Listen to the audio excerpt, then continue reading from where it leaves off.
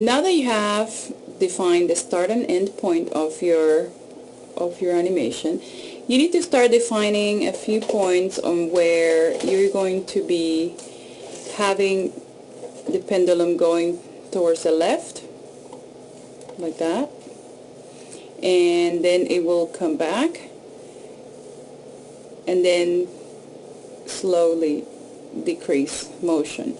So this is the tricky part, and this is where you need to have your thumbnails so that you can identify in which points of the animation you're going to place each position. I am going to set it to, I'm going to make it real fast. So I'm on frame 10, actually 15, and this is a random number that I'm picking for it. I'm going to make it go all the way back to 170, and those numbers are kind of important because if you want to show the deceleration, then you might need to show this a little bit lower. Okay, so I'm going to set another key over there, and I'm going to make it go on frame 30 all the way back, about there, 170 on the other side,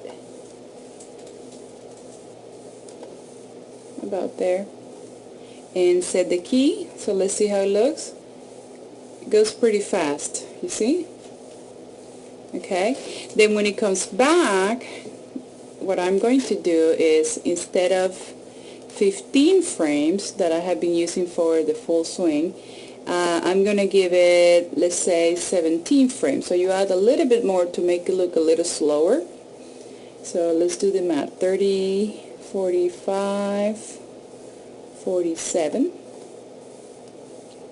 And I'm going to make it swing a little bit slower this time. So using the grid as reference for this exercise. The first one was over here, and now this one's going to be over here. So it's indicating that it's just rotating a little bit less. Right there. And 47 plus 15, that will be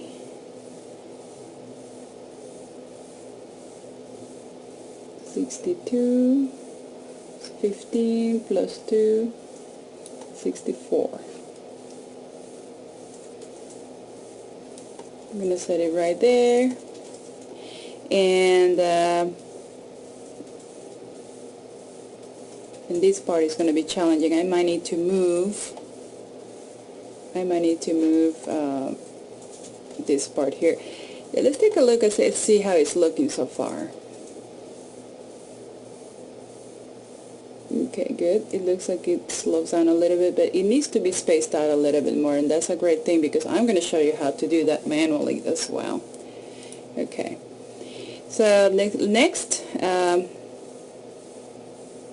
let me put the next we have to go back, and actually let me show you. I'm going to use increments of 5 or about 5, just to show you how you can move them later. I'm going to go over here,